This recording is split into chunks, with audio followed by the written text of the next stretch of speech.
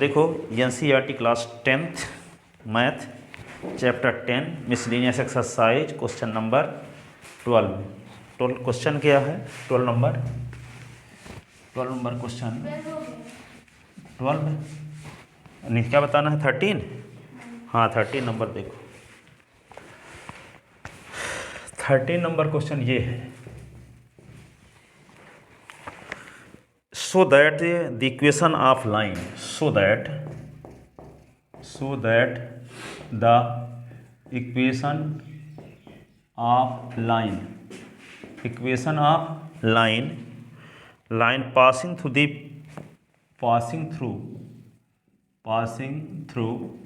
the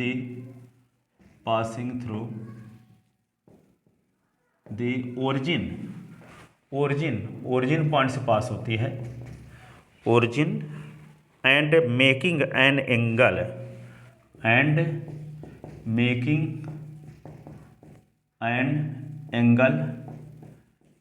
कौन सा theta with the line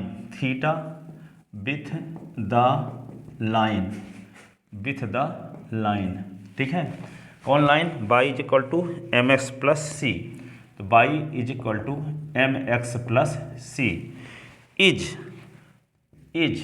उसका इक्वेशन होगा y upon x is equal to m plus minus ten theta upon क्या होगा 1 माइनस प्लस ये होगा यम टेन थीटा ठीक है। तो देखो इसको आप जानते हो डायग्राम, जो लाइन इस टाइप की होती है y is equal to m x plus c, इसका डायग्राम ऐसे बनता है। ये ओरिजिन पॉइंट को जहाँ काटती है वहाँ तक की डिस्टेंस सी है, ये एंगल जो बनता होगा वे थीटा है। अब ये कहता है ओरिजिन पॉइंट से लाइन पास होती है उसका इक्वेशन निकालो, और 0 से पास होती है इस लाइन का इक्वेशन निकालना है ठीक है। जो इस लाइन से इस गिवन लाइन से इस एंगल थीटा बनाती है ठीक है, एंगल थीटा ये बनाती है, ये कहता है गिवन लाइन से एंगल थीटा बनाती है ठीक है। तो y is equal to m x plus c के साथ ये लाइन जो ओरिजिन पॉइंट से पास होती है वो थीटा कोण बनाती है क्वेश्चन में ठीक है। अब इसके साथ जो एंगल ये बनता होगा उस एंगल का स्लोप टेन थीटा कहलाता है, टेन थीटा की वैल्यू यम है यहाँ ठीक है। तो इस लाइन का इक्वेशन निकालना है ठीक है, ओरिजिन पॉइंट से पास होने वाली। तो क्या लिखोगे, given the equation of a line क्या दिया है बाई, हाँ चलो y is equal to m x plus c, slope of line first है, स्लोप ऑफ लाइन फास्ट है। तो यहाँ पे क्या होगा is equal to m, slope of line first is equal to m. अब यहाँ पे देखो ये लाइन जिसका आपको इक्वेशन निकालना है, इसका स्लोप हम मान लिए यम, इस line first m1 is equal to m. अब जिस लाइन के इक्वेशन निकालना है उसका स्लोप हम m2 मान लेते हैं। देखो यहाँ पे एक लाइन है y is equal to m x plus c, तो इस लाइन के साथ थीटा एंगल बनाने वाली और ओरिजिन पॉइंट से पास होने वाली लाइन के इक्वेशन ये होगा, ये प्रूव करना है ठीक है। एक लाइन के इक्वेशन दिया है ठीक है, तो ये जानते ना इसका डायग्राम ऐसे बनता है, ये बाई एक्सिस को जहाँ काटती है तो ओरिजिन पॉइंट से वहाँ तक डिस्टेंस सी हो और लाइन की स्लोप यम हो, तो लाइन का इक्वेशन होता है y is equal to m x plus c. इसे कहते हैं equation of line in slope intercept form ठीक है, स्लोप इंटरसेप्ट फॉर्म लाइन का इक्वेशन है ये। अब ये कहता है कि उस लाइन का इक्वेशन निकालो, कौन सी लाइन का, जो ओरिजिन पॉइंट से पास होती है और ये गिवन लाइन के साथ थीटा एंगल बनाती है। तो उस लाइन का इक्वेशन ये होगा, ये प्रूव करके दिखाओ ठीक है। तो गिवन लाइन का इक्वेशन जो दिया है तो इसको फर्स्ट मान लिए, इसकी स्लोप क्या है यम है, तो इसकी स्लोप को हम m1 से डिनोट कर लेते हैं, m1 is equal to m. अब इस लाइन का इक्वेशन जो ओरिजिन पॉइंट से पास होती है ठीक है, उसके स्लोप इसको हम OB मान लेते हैं ठीक है, जो गिवन लाइन के साथ थीटा एंगल बनाती है ठीक है। तो let the slope of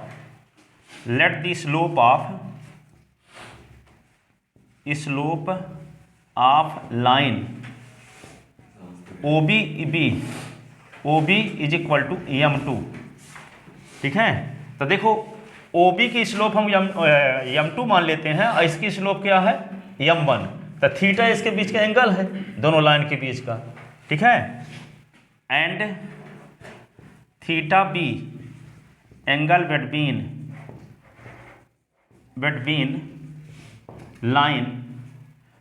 line ये है, इसको क्या नाम रख लें, P, line P A and O B, P A and O B, ठीक है। देन वी नो दैट क्या फार्मूला होता है, tan थीटा बराबर होता है m1 minus m2 upon 1 plus m1 into m2 का मॉड, यही ना होता है m1। अब यहाँ पे देखो tan theta is equal to m1 की वैल्यू क्या है m, m2 की वैल्यू पता ही नहीं है तो m2 लिखे रहो, ठीक है। 1 प्लस m1 की वैल्यू m, m2 की वैल्यू पता नहीं है तो m2 लिखे रहो, ठीक है, इसका मॉड, ठीक है। अब क्या करेंगे, मॉड हटाएंगे तो प्लस माइनस लगाएंगे, मॉड हटाएंगे तो प्लस माइनस, तो यहाँ पे प्लस माइनस tan थीटा, यहाँ लिखे देते हैं एक बार इसी को, tan थीटा बराबर क्या, m minus m2 upon 1 plus m into m2 का मॉड है, तो इसमें प्लस माइनस इसमें लगा दिए तो tan थीटा तो मॉड हट जाएगा, तो m minus m2 upon 1 plus m into m2, अब बाई टेकिंग प्लस साइन, तो यहाँ लिखो बाई टेकिंग, तो m1 की वैल्यू रख दिए, स्लोप ऑफ लाइन फर्स्ट है m1 is equal to m है, हाँ, सेकंड की पता नहीं है तो m2 लिखे हैं, ठीक है। तो बाई टेकिंग प्लस साइन जब लेंगे तो tan थीटा आएगा ना, और यहाँ क्या होगा m minus m2 upon 1 plus m into m2, इसके नीचे एक लिख लो क्रॉस मल्टीप्लिकेशन, ठीक है। तो क्या होगा tan theta m2 tan theta, इधर क्या बच गया m माइनस m2, ये हुआ। m2 की वैल्यू निकालना है तो यहाँ पे क्या लिखेंगे m2 tan theta plus m2, और इसको is equal to m minus tan theta. अब दोनों से m2 कॉमन ले सकते हैं, तो दोनों से m2 कॉमन लेंगे तो क्या आएगा, ऊपर लिखते हैं थोड़ा सा, देखो तो यहाँ पे इन दोनों से क्या कॉमन लेंगे m2, तो m2 कॉमन लेंगे तो m tan थीटा, यानी m tan थीटा प्लस 1 बचेगा common m2 is equal to क्या हुआ m माइनस tan थीटा, ठीक है। तो m2 इज इक्वल टू होगा m minus tan theta upon 1 plus m tan theta, ठीक है।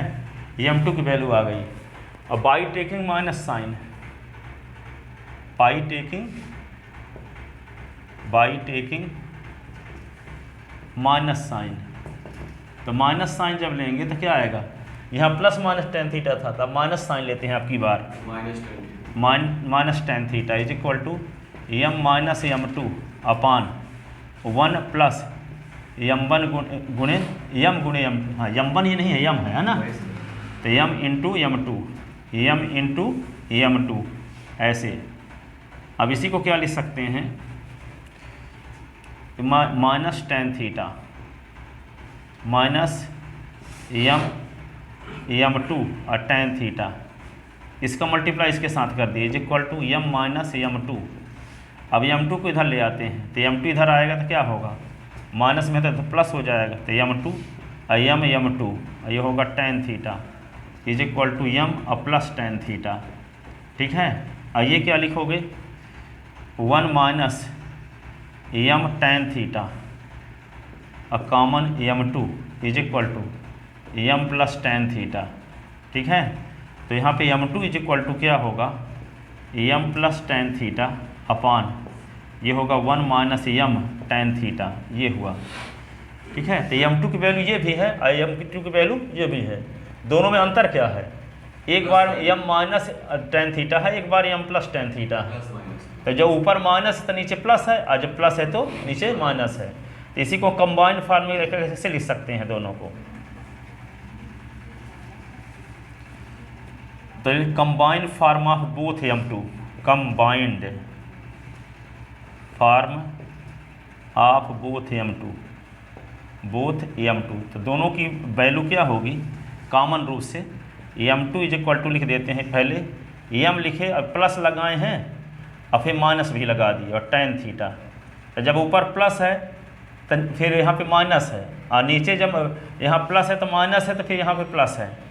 ठीक है, तो जब प्लस के करेस्पॉन्डिंग क्या होती है माइनस, तो यहाँ लिखोगे माइनस और फिर प्लस im tan थीटा।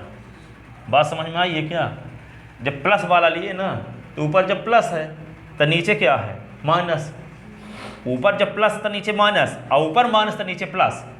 तो लिखे हैं प्लस और फिर माइनस, तो प्लस के संगत माइनस होता है और माइनस के संगत प्लस है।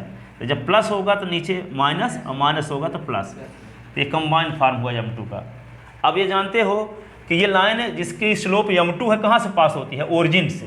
तो 1 पॉइंट से पास होने वाली लाइन का इक्वेशन तो जानते न हो, y minus y1 m common x minus x1 ये होता है। m का काम कौन करेगा? m2। m का काम कौन करेगा? m2। ये m tan थीटा की वैल्यू ये वाली है वैल्यू ना, ये तो पहले का है। m का काम करेगा यहाँ पे m2। तो लाइन का इक्वेशन जब लिखेंगे तो y ओरिजिन के स्थान पे ये x1 y1 के स्थान पे क्या है 0 0, तो y माइनस 0 m के स्थान पे क्या लिख देंगे ये वाली वैल्यू, और फिर यहाँ पे s माइनस 0। ठीक है, then equation of line OB that is ऊपर है, तो इसको उस साइड में ले गए तो बटे में हो गया। प्लस साइन जब लिए हैं ना तो इसका गुना किए हैं, या tan थीटा का गुना एक के साथ tan थीटा गुना m2 के साथ, हाँ वही तो लिखा, तिर्यक गुना किया गया है। ठीक है, यहाँ पे कहाँ है ये है इसका,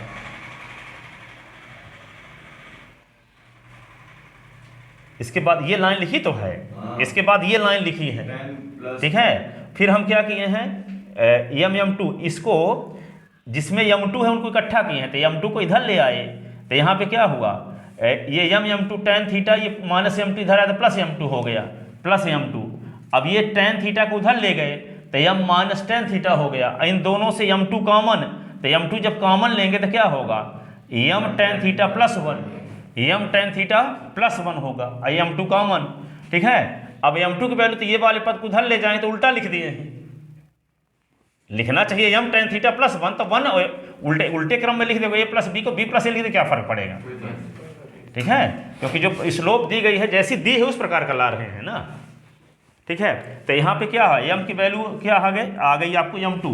तो लाइन ओरिजिन पॉइंट से पास होने वाली लाइन की स्लोप m2 है, ओरिजिन पॉइंट से पास होने वाली लाइन की स्लोप m2 है। माने ना है यहाँ let slope of OB is equal to m2। तो OB कहाँ से पास होती है? ओरिजिन से। तो लाइन का इक्वेशन क्या होगा? Then equation of line OB, then the equation of line OB, equation of line OB। तो क्या लिखेंगे OB का equation? y minus y1 m common x minus x1। तो y माइनस 0 m के स्थान पे m2 लिख दोगे, x माइनस 0। तो y is equal to m2 का काम कौन कर रहा है? ये क्या m अब plus minus tan theta upon 1 minus plus क्या लिख दोगे tan थीटा, ये क्या लिख दोगे x माइनस 0, तो ऐसे भर लिखोगे, x माइनस 0 क्या होगा ऐसे भर ना, x माइनस 0 ऐसे भर होगा, ये वाला x इस साइड से इस साइड में आएगा, तपान में होगा, क्योंकि इन दोनों के बीच में यहाँ इंटू का साइन लगा है। सुन रहे हो, इन दोनों के बीच में इंटू का साइन लगा है, तो ये x इस साइड से इस साइड में आएगा तो क्या होगा y अपान x है। माइनस प्लस लगा होता तो साइन चेंज हो जाता, इंटू में है तो एक साइड से दूसरे साइड में जाए तो अपान में होगा, तो क्या होगा y अपान x है इज इक्वल टू क्या आ गया m plus minus tan theta upon 1 minus plus tan theta. तो ये OB का इक्वेशन है, ये यही प्रूव करना था कि OB का इक्वेशन ये होगा। This is equation of OB, this is equation of OB, यही हमें प्रूव करना था कि OB का इक्वेशन ये है। अब देखो 14 नंबर क्वेश्चन।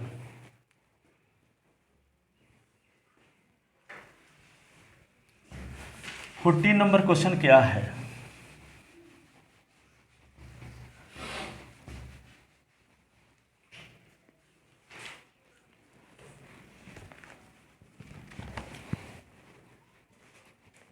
नंबर क्वेश्चन देखो, इधर वीडियो आ रहा है कि बंद तो नहीं हो गया।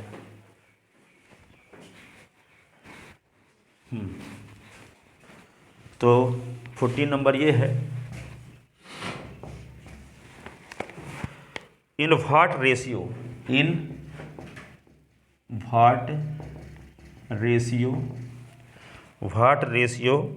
The line joining,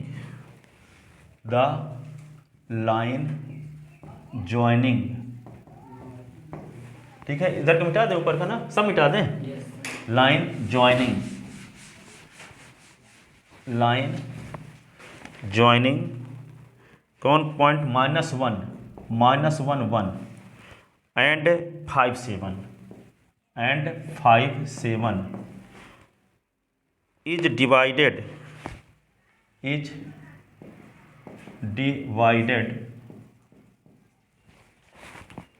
by the line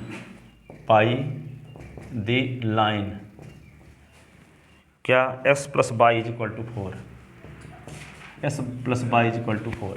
देखो यहाँ पे, अब देखो ये कहता है, ये तो इसमें भी था मिसलेनियस में 10th क्लास में भी। सुनो, 2 पॉइंट दिए गए हैं ए बी, ठीक है, कोऑर्डिनेट ज्योमेट्री में मिसलेनियस में क्वेश्चन था। तो यहाँ ए का कोऑर्डिनेट क्या है -1 और ये 1, अब बी का कोऑर्डिनेट 5 7। ये कहता है ये लाइन, कौन लाइन, इसका इक्वेशन है s plus by is equal to 4, इसका नाम फर्स्ट रख लिए।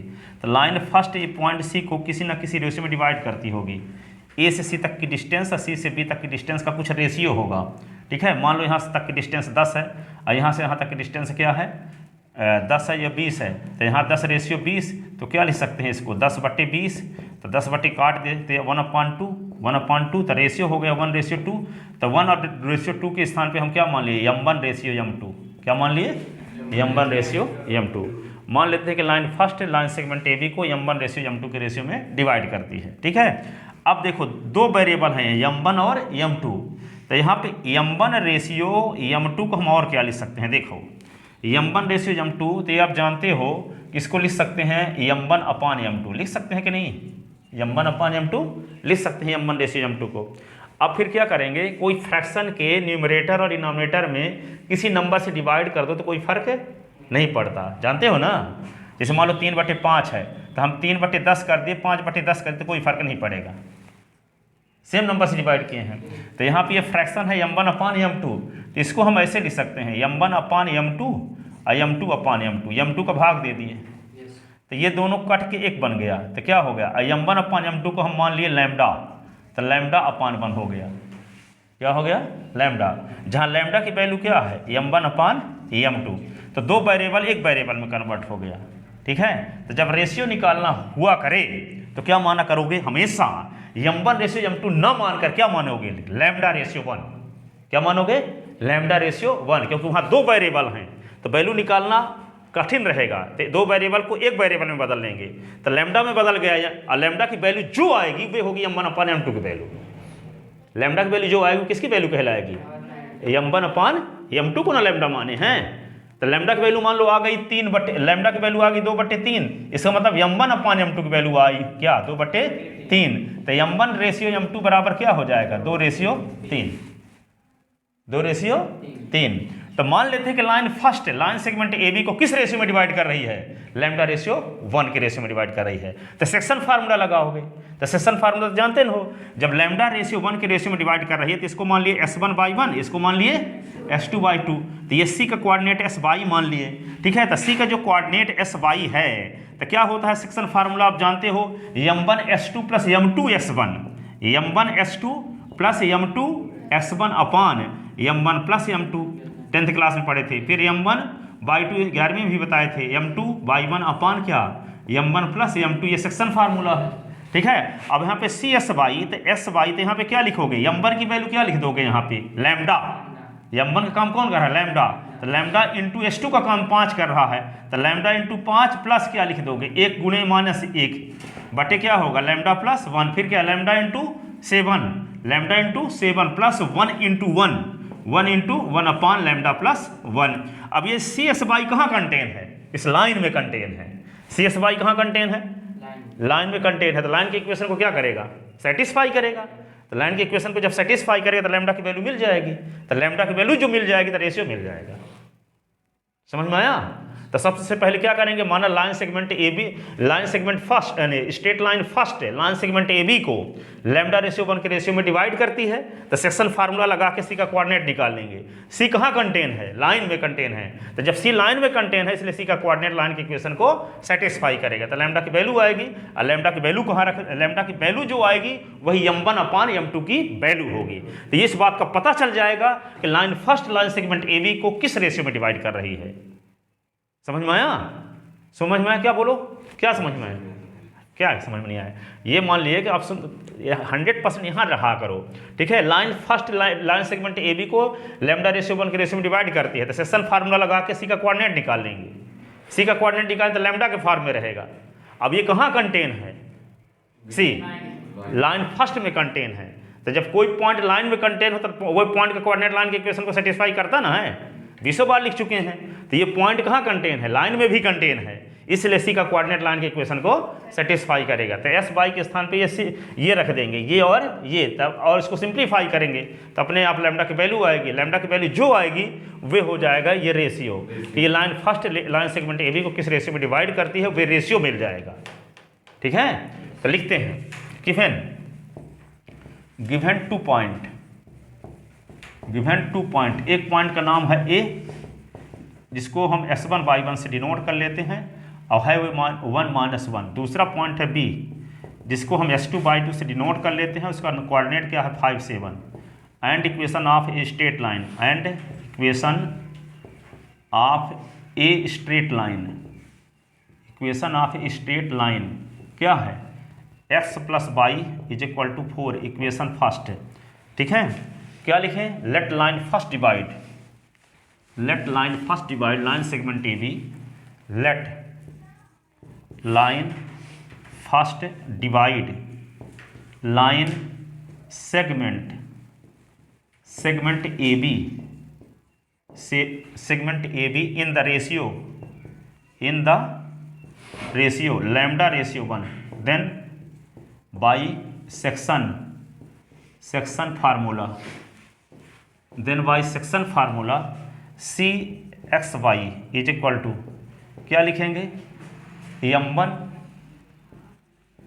x2 + m2 x1 अपान m1 + m2 m1 y2 + m2 y1 अपान m1 + m2, ये आ गया, ठीक है। तो सी एक्स वाई m1 का काम लैम्डा कर रहा है, तो लैम्डा इंटू s2 का काम 5 कर रहा है, m2 का काम 1 कर रहा है। x1 के स्थान पे क्या लिख दोगे, -1 बटे lambda + 1, lambda into 7 + 1 into 1 upon lambda + 1, ये हुआ। तो ये सी एक्स वाई ये क्या लिखोगे, 5 लैम्डा -1 अपान लैम्डा + 1, ये क्या होगा 7 लैम्डा + 1 अपान लैम्डा + 1, ठीक है। सिंस पॉइंट सी कहाँ कंटेन है, लाइन फर्स्ट में भी, लाइन फर्स्ट में भी ना कंटेन है point C, since point C contain in line first, since point C, ऊपर लिखते हैं थोड़ा सा, since point C lies in line first, since point C is also lies in line first, so coordinate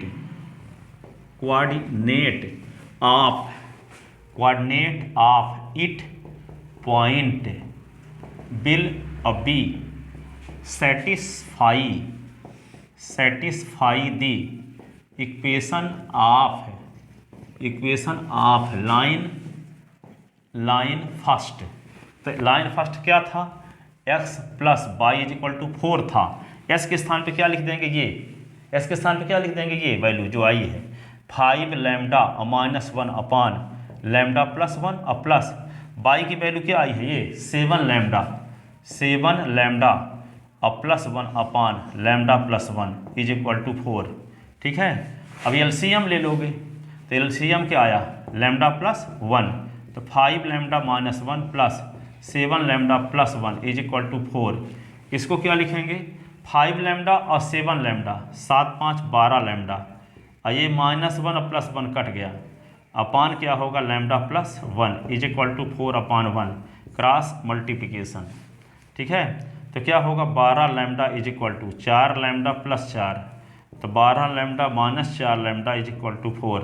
12 lambda से 4 lambda निकालेंगे तो 8 lambda is equal to 4, lambda is equal to 4 upon 8, 4 1 जा 4 2 जा, तो लैम्डा इज इक्वल टू 1 अपान 2। ठीक है, और lambda की वैल्यू जब आ गई तो रेशियो तो निकालना था, hence line first divide line segment A B, hence line first divide line segment A B in the ratio 1:2। अब लैम्डा की वैल्यू देखो पॉजिटिव आई है कि नहीं, ऐसा भी तो हो सकता है लैम्डा की वैल्यू माइनस में आ जाए, तो लैम्डा की वैल्यू पॉजिटिव आई है तो 1:2 लिखेंगे। यदि मान लो लैम्डा की वैल्यू ये आई होती -1/2 तो क्या लिखते, तो 1:2 वहाँ भी लिखते हैं, लेकिन यहाँ जब प्लस आए तो इंटरनली लिखोगे, माइनस आए तो एक्सटर्नली लिखोगे। क्या बोल रहे हैं, लैम्डा की वैल्यू प्लस में आएगी तो इंटरनली तो प्लस माइनस थोड़ी आई है यहाँ पे, यहाँ तो प्लस है भर आई है, प्लस है ना आया है, माइनस कहाँ आ रहा है, तो इंटरनली मान लो माइनस में आया होता, कोई दूसरा क्वेश्चन बना के दिया होता, लैम्डा की वैल्यू माइनस में आ गई, इसका मतलब रेशियो लिखने के बाद वहाँ एक्सटर्नली लिख देना, यहाँ रेशियो लिखने के बाद इंटरनली लिख दो, ratio in the ratio internally. ठीक है, माइनस में होता तो एक्सटर्नली। ठीक है, अब क्वेश्चन नंबर 15 देखो, 15 नंबर क्वेश्चन लिख लो इसको।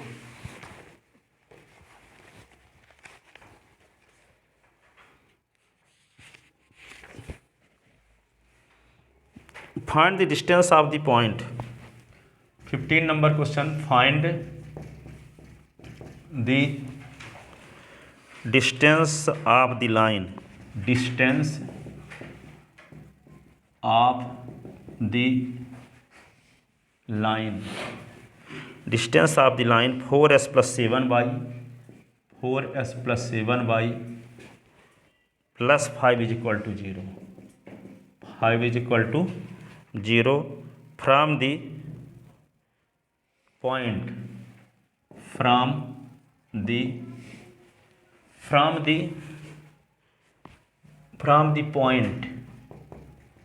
पॉइंट कौन 1 2 along the line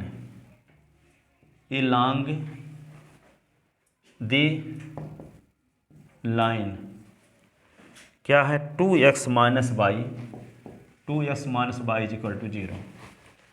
ठीक है, अब देखो सब मिटा दें कि लिखना है, अभी लिख रहे हैं, अभी लिख रहा हूँ। देखो सुनो, गिवन इक्वेशन ऑफ, तो देखो इसकी सेंस समझाते हैं थोड़ा सा। एक लाइन का इक्वेशन दिया है आपको, क्या दिया है 4s + 7y + 5 is equal to 0। ठीक है, अब एक पॉइंट दिया है ये P, जिसका कोऑर्डिनेट है 1 2, P का कोऑर्डिनेट क्या है 1 2। ठीक है, अब देखो s 1 और 2 यदि इसमें रख दो, 2 × 1 तो 2 हो गया, अब y के स्थान पर 2 रख दो तो 2 - 2 0, ये पॉइंट इस लाइन में भी कंटेन है। ठीक है, कैसे पता चला, क्योंकि इसको पुट करने से left hand side right hand side के बराबर आता है, इसका मतलब ये पॉइंट इसको सेटिस्फाई कर रहा है, इसका मतलब ये लाइन में ही ये पॉइंट कंटेन है। तो ये कहता है इस पॉइंट से इस लाइन की डायरेक्शन में डिस्टेंस क्या होगी इस लाइन से, ठीक है। इस लाइन में तो पॉइंट भी कंटेन है, तो ये कहता है इस पॉइंट की इस लाइन से डिस्टेंस क्या है इस लाइन की डायरेक्शन में। किस लाइन की? इस लाइन की। पैरेलल नहीं पूछ रहा है कि इस लाइन के पैरेलल डिस्टेंस क्या है, उसी लाइन में है वे पॉइंट, जो पॉइंट दिया है उसी लाइन में है। यदि मान लो उस पॉइंट जो पॉइंट दिया उस लाइन में ना होता, ऐसे होता, लाइन ऐसे होती, तो पहले हम इस पॉइंट से पास होने वाली इसके पैरेलल लाइन के इक्वेशन निकालते, ठीक है, फिर इंटरसेक्शन पॉइंट निकालते, फिर इंटरसेक्शन पॉइंट जब मिल जाता तो यहाँ से यहाँ तक डिस्टेंस फार्मूला लगा देते, डिस्टेंस आ जाता। लेकिन इसमें क्या करेंगे, ये लाइन में ही, इस लाइन में ही ये पॉइंट कंटेन है, तो हमें पैरेलल लाइन की इक्वेशन निकालने की जरूरत नहीं है। इस लाइन की इक्वेशन ऑलरेडी आपको पता है 2s - y = 0। तो पहले हम क्या करें, इस लाइन इस ये लाइन दोनों काटती कहाँ हैं, तो क्वाटान बिंदु निकालेंगे। तो उसका नाम क्यों रख लिए मान लो, तो क्यों क्या होगा, इन दोनों का एलिमिनेशन मेथड से सॉल्व कर दो, तो क्या आ जाएगा, दोनों का कटान बिंदु आ जाएगा, इंटरसेक्शन पॉइंट आ जाएगा, तो क्यू का कोऑर्डिनेट मिल जाएगा। और जब क्यू का कोऑर्डिनेट मिल जाएगा तो डिस्टेंस फार्मूला लगा दो, तो पी से क्यू तक की डिस्टेंस आ जाएगी। तो पॉइंट पी की इस लाइन से डिस्टेंस आ जाएगी इस लाइन की डायरेक्शन में, ठीक है, समझ में आया।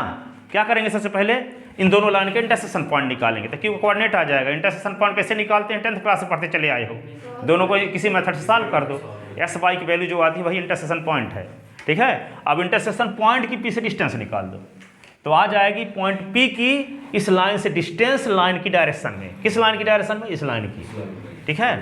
तो लिखो given the equation of two lines कौन कौन, एक है 4x + 7y + 5 = 0 equation first, and दूसरी लाइन क्या है 2x - y = 0 इक्वेशन सेकंड, ठीक है। एंड ए पॉइंट, एक पॉइंट भी दिया है, एंड ए पॉइंट, उस पॉइंट का नाम क्या है P, जिसका कोऑर्डिनेट है 1 2। Then we have to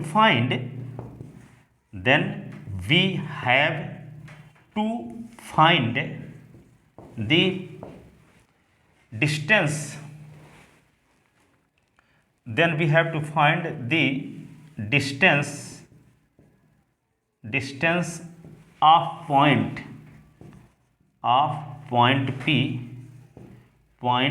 P from line first along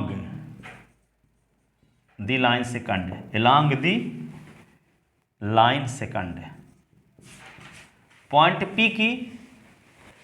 point P की लाइन फर्स्ट से डिस्टेंस निकालना है सेकंड लाइन की डायरेक्शन में, मनमाना नहीं निकाल देना है कि इस पॉइंट की डिस्टेंस यहाँ से निकाल दें, इस पॉइंट की डिस्टेंस यहाँ से निकाल दें, ऐसा नहीं करना है, लाइन की डायरेक्शन में डिस्टेंस निकालना है, ठीक है। अब तो जैसे मान लो आपसे ये कहा जाए कि यहाँ से गांधी स्कूल की डिस्टेंस कितनी है, 500 मीटर, ठीक है, गांधी स्कूल की डिस्टेंस कितनी है। फिर ये कहा जाए कि यहाँ से गांधी स्कूल की डिस्टेंस गांधी चौराहा से घूम करके जाते कितना है, ठीक है। तो वही वो ये इस प्रकार नहीं पूछ रहा है कि गांधी स्कूल की डिस्टेंस यहाँ से कितनी है, वे बता रहा है कि लाइन की डायरेक्शन में निकालो, लाइन की डायरेक्शन में निकालो, ठीक है। तो उस रोड की डायरेक्शन में, मान लो ये लाइन है, इस प्रकार से लाइन तो है नहीं भाई, ठीक है, क्या बन जाएगा, कोई ट्रायंगल हो गया, हाँ, तो लाइन की डायरेक्शन में निकालना है, सीधे डिस्टेंस नहीं निकालना है कि इस लाइन के सीधे डिस्टेंस कुछ दूसरी भी हो सकती है। जैसे मान लो आपको कहा जाए ऐसे कि जैसे कि लाइन है, एक पॉइंट है, तो पॉइंट P की इससे डिस्टेंस कितनी है, तो ये अब तो डिस्टेंस मान लो 5 है, लेकिन ये कहा जाए कि पॉइंट P की इस लाइन के पैरेलल डिस्टेंस कितनी है, तो इस लाइन के पैरेलल डिस्टेंस भी ऐसे निकालना पड़ेगा, इस पॉइंट की इस लाइन से डिस्टेंस ऐसे निकालना पड़ेगा, परपेंडिकुलर थोड़ी निकालोगे, ठीक है। तो ये डायरेक्शन बता दिया ना कि पॉइंट P की डिस्टेंस परपेंडिकुलर डिस्टेंस नहीं निकालना है, परपेंडिकुलर डिस्टेंस निकालना होता क्या करते, उस पॉइंट को लाइन में पुट कर देते, एस वाई के कोफिशिएंट के स्क्वायर के सम के स्क्वायर रूट ऑफ से डिवाइड कर देते, ठीक है, तो परपेंडिकुलर डिस्टेंस आ जाती। पर उसमें कंडीशन क्या लगा दिया, इस पॉइंट की इस लाइन की डायरेक्शन में डिस्टेंस निकालो, ठीक है ना, इसलिए इन दोनों लाइन के इंटरसेक्शन पॉइंट निकालना पड़ा। निकालना पड़ेगा, अभी निकालेगा। ठीक है, तो क्या निकालते हैं पहले, for the coordinate of intersection point of line first and second, for the coordinate of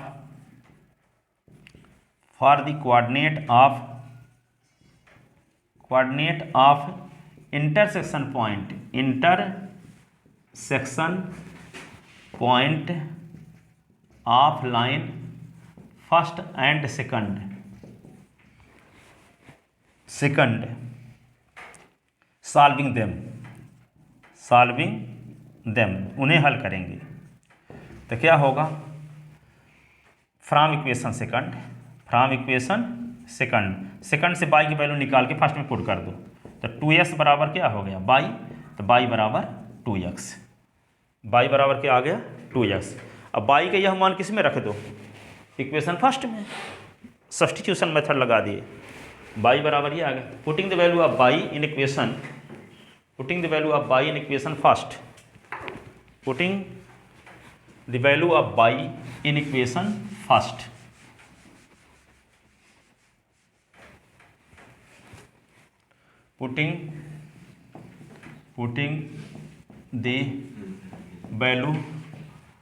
in equation किस में पुट करें, फर्स्ट।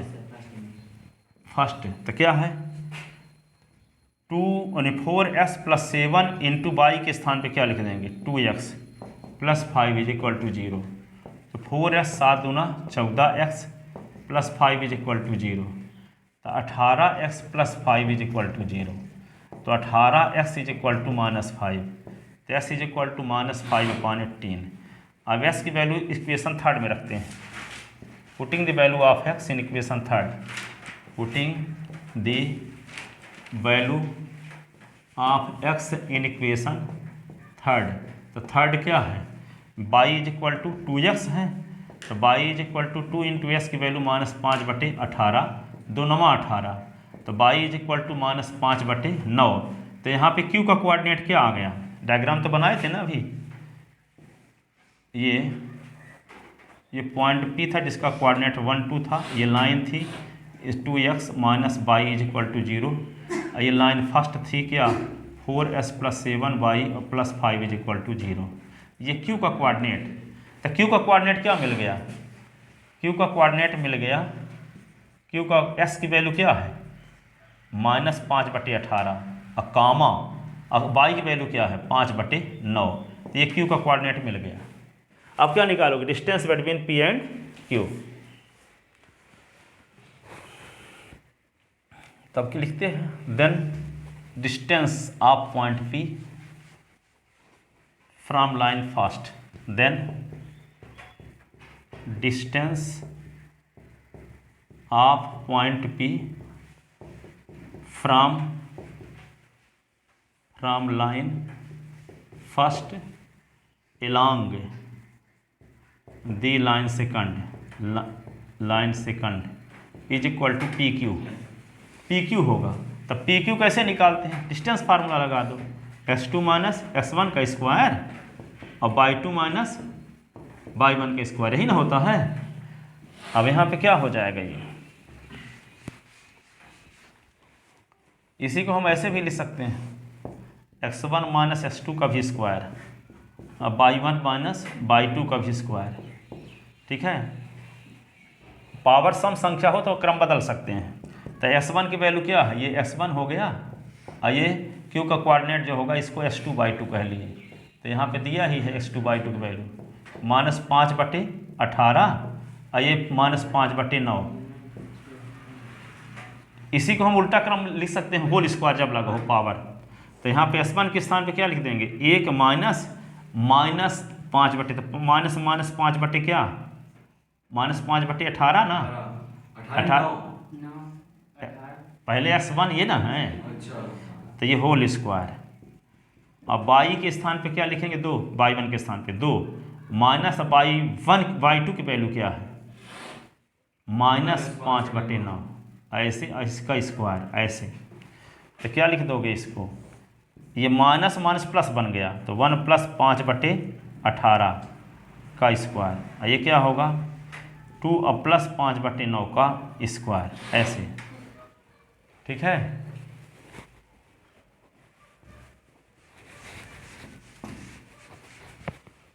तो पी क्यू, तो ये डिस्टेंस, इसको सिंप्लीफाई करते हैं तो 18 एक 18 कम 18, 18 5, 18 5 23, 18 5 23 ना, 23/18 का स्क्वायर, ये क्या हो जाएगा 9 दूना 18, 18 5 23, 23/9 है ना, 23/9 का स्क्वायर लिख सकते हैं। इसी को हम क्या लिख सकते हैं, देखो 23/9 गुणे 2 का स्क्वायर, और यहाँ 23/9 का स्क्वायर, ठीक है। इसी को हम ऐसे लिख सकते हैं, देखो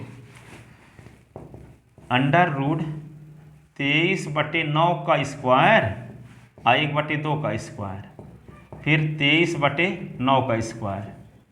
अब देखो 23/9 का स्क्वायर दोनों में है, 23/9 का स्क्वायर दोनों में है, तो 23/9 का स्क्वायर कॉमन लेते हैं, √ के अंदर है, तो 23/9 का स्क्वायर कॉमन ले लिए, तो बचा क्या 1/2 का स्क्वायर और +1, ऐसे, ठीक है। अब इसी को क्या लिख सकते हैं, √ 23/9 गुणे 23/9, और ये क्या होगा 1/4 और +1, इसका पेयर बन रहा है कि नहीं, ये होगा 23/9, ये क्या होगा 4 1 5, 5/4, ठीक है। तो 23/9 √5/2,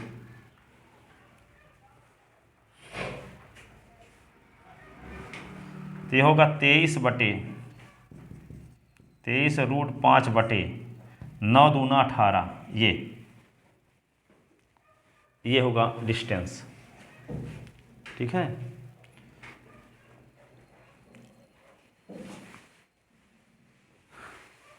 तो ये स्मार्ट तरीका है।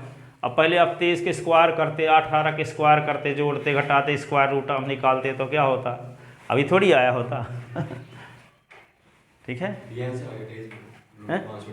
हाँ ये आंसर हो गया। पॉइंट की लाइन से डिस्टेंस निकालना था लाइन की डायरेक्शन में, सेकंड लाइन की डायरेक्शन में, ठीक है। अब अगला क्वेश्चन कौन सा है,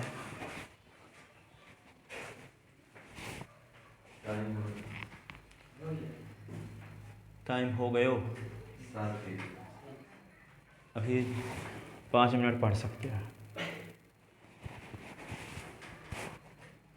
देखो आगे, तो क्वेश्चन नंबर कौन सा, क्या कर दिए, क्या कर दिए, होल स्क्वायर है तो किया जा सकता है, नहीं करोगे तो भी वही आंसर वही आएगा, क्योंकि हम 1 में से माइनस वाली वैल्यू लिखते फिर माइनस लगाते, तो माइनस माइनस दोनों में रहता, तो हम प्लस बनाने के लिए ऐसा कर दिए, क्योंकि होल स्क्वायर रहेगा। देखो a - b का होल स्क्वायर की वैल्यू b - a के होल स्क्वायर के बराबर होती है, पर a - b के होल क्यूब की वैल्यू नहीं होती। पावर इवन नंबर है तो बदल सकते हैं क्रम, पावर क्या है, इवन नंबर है तो क्रम बदल सकते हैं, आड नंबर है तो कोई ज़रूरी नहीं है इक्वल हो। अब देखो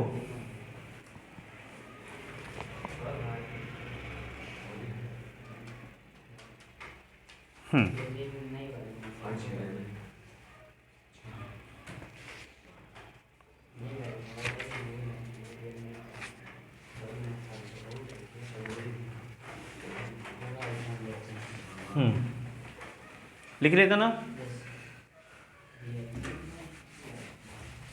अब देखो कोई आपसे ये कहता है, सुनो, एक लाइन के इक्वेशन आपको दिया है, मान लो 3s + 4y = 12, ठीक है।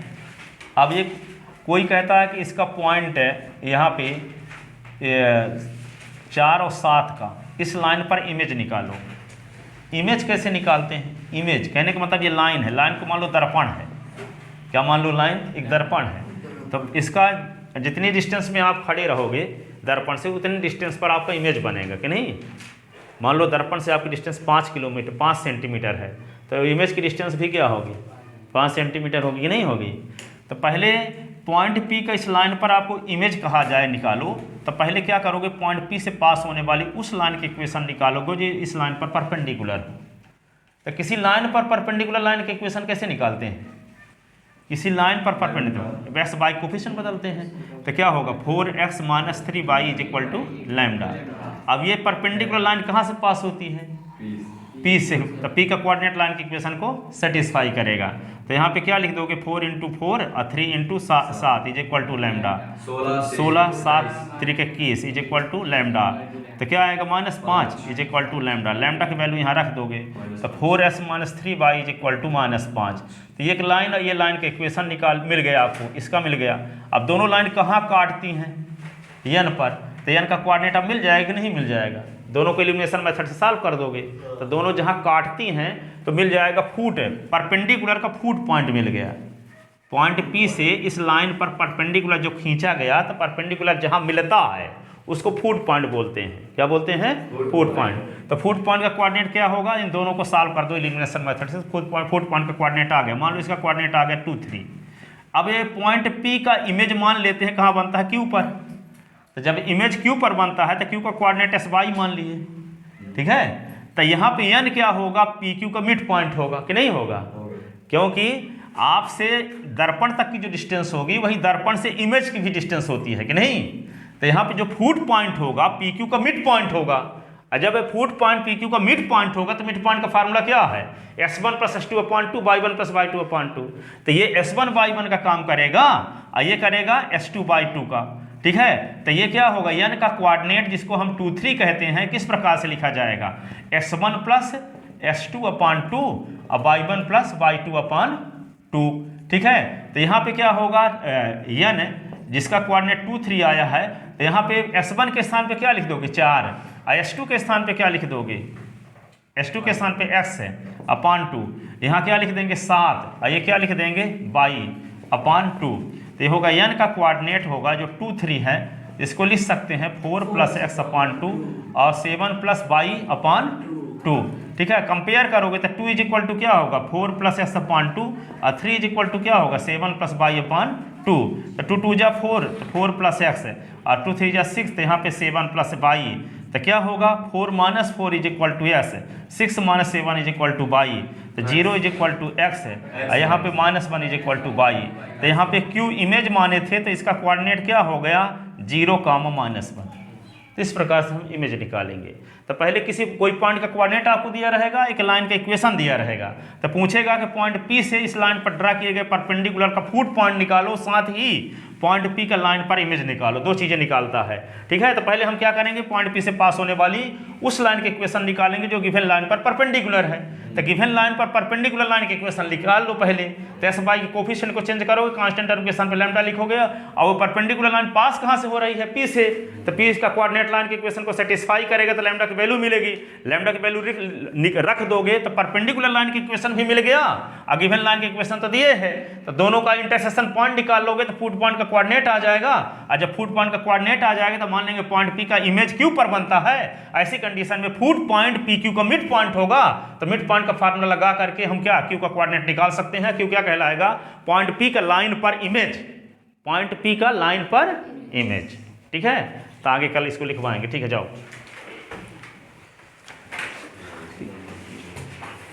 ये सब क्वेश्चन को तैयार करते रहना टाइम लगा के। कहना मेरा काम है, आप लोग करोगे नहीं तो क्या होगा?